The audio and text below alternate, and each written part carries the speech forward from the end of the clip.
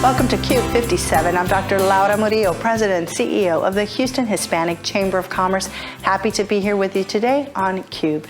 With us today, none other than Tony Chase. As you know, we're highlighting Houston legends, and he certainly is one of them.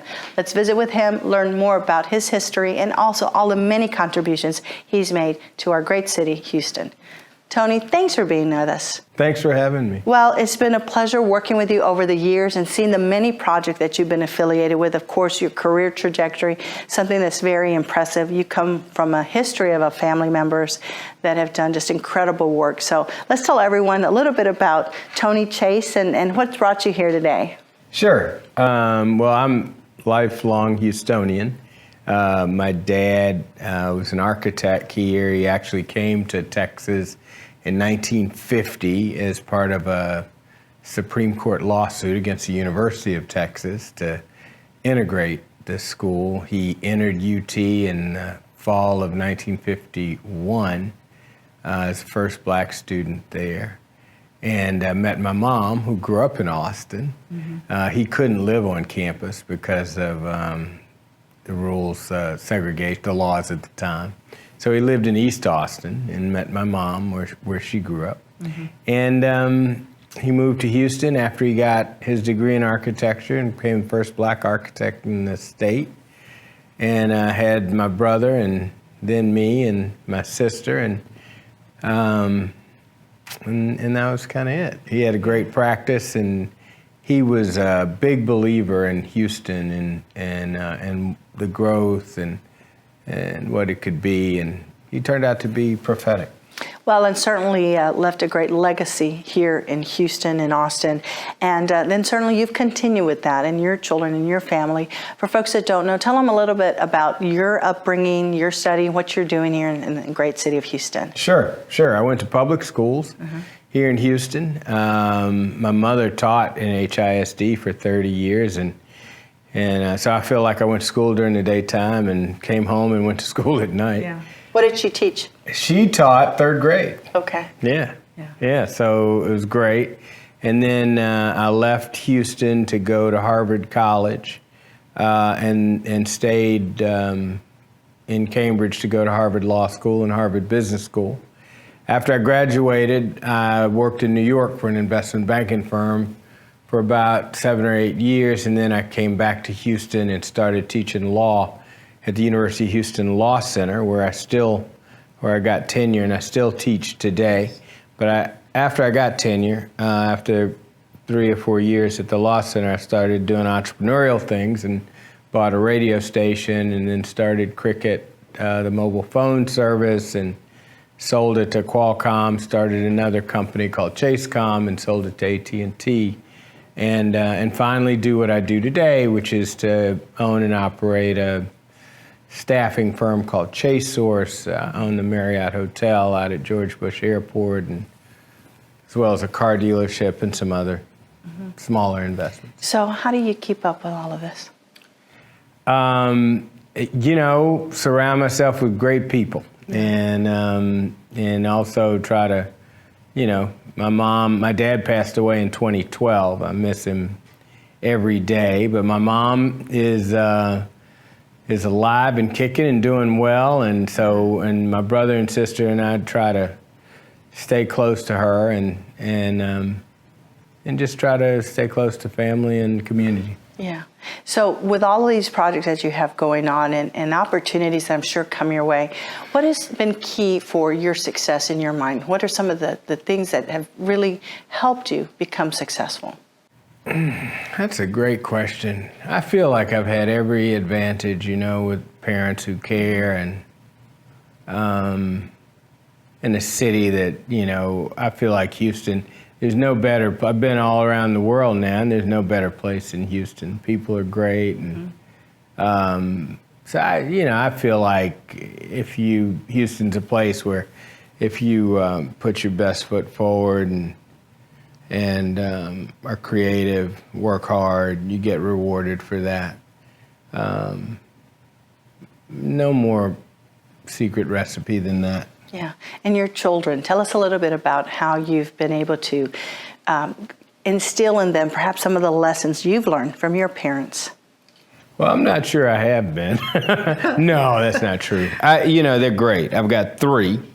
I've got a biological child who's 29, and he's great. He's got a good job, and, he's off the payroll, so to speak, and he's a good boy. He really, really is, and his name is Asa. And then I've got two kids that we adopted, each as infants. A boy who's 15, who's a sophomore at Lamar, and a girl who's 11, and he's from the Kingdom of Jordan, and a girl who's 11, who's from Africa, and she's at St. John's. Good kids. They're great. Yeah. It sounds like they're good kids, and it sounds like you're enjoying being a father and a parent to them. They're expensive. Yes, they are. I know exactly what you're talking about. So on that note, we'll be right back.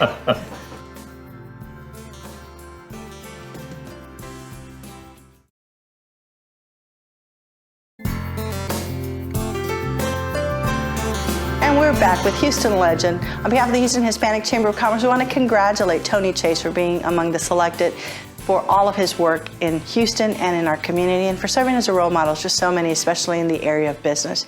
Tony, it's amazing to me that you've found the time, you've made the time on top of all of your business endeavors, your family, and all the things you do to still be a very important part of our city, serving on the Greater Houston Partnership, serving on the Board of Houston Endowment, to name just a couple.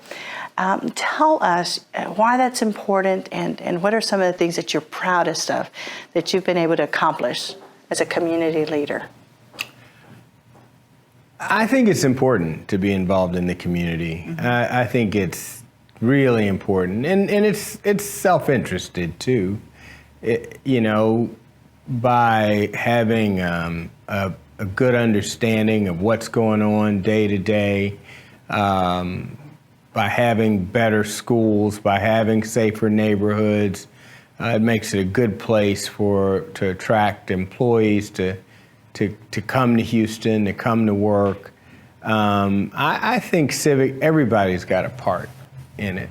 There's nobody who gets a pass. Mm-hmm. We should all, put our shoulder behind the wheel and make it a better place. And I think that's one of the things that's unique about Houston, that everybody seems to do that. Well, everyone seems to step up, right? Whether it's hurricane relief or trying to bring the Super Bowl to Houston. I know right now Houston's bidding on the World Cup, which is in 2026. So many opportunities for people to serve. What advice do you have for people who are young that perhaps are not engaged and they're just, trying to take care of their families, trying to work? How can they make time? How do they make sure this is part of their legacy?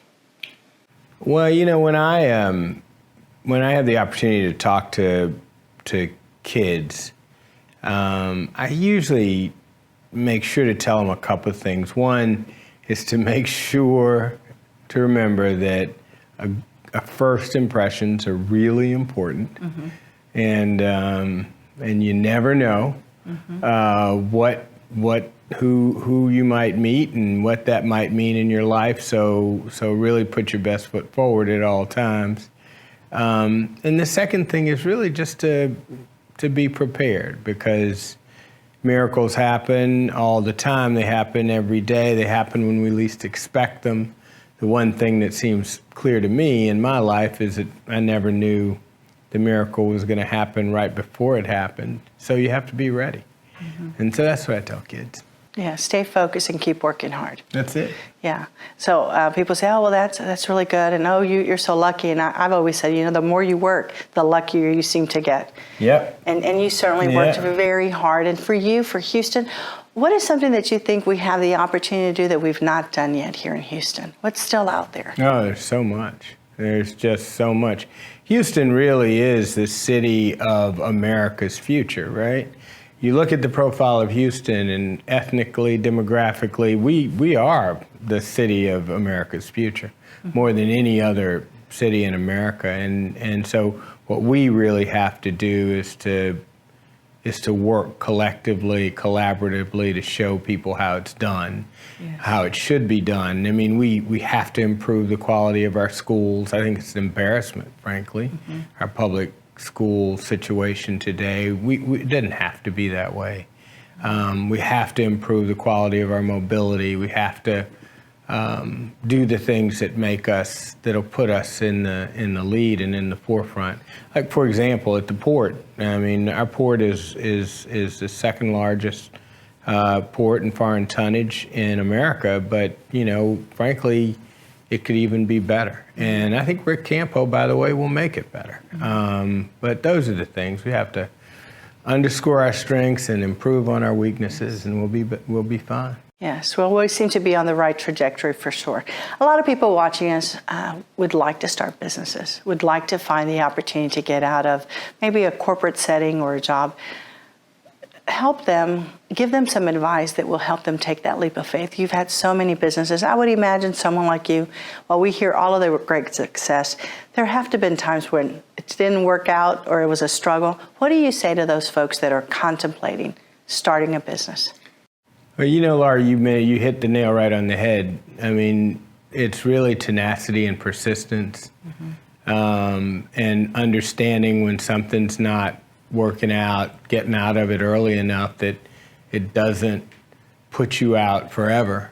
Because all of us, in the business world, and this, have become involved in ventures that just didn't work, and that always happens. So that's not the key to a successful entrepreneur is one who really understands how to work with people, because nobody can do it by themselves. There's more money out there than there are good ideas and good people to work those ideas, and you have to keep that in mind, because a lot of times, people need capital to make their ideas come into reality, and that capital is out there. If they're able to actually get around and show people who they are and what they can do, they'll get funded. Yes. Do your homework and find the right people to partner with. Yep. Very good. Well, Tony Chase, thank you and congratulations on being named as one of our Houston legends. So impressed by everything that you do, and thank you for always being there for the Houston Hispanic Chamber of Commerce. You too, Laura. Thank you. Appreciate it. Thanks for joining us here on theCUBE 57. We'll see you on our next program. I'm Dr. Laura Murillo. Have a great day.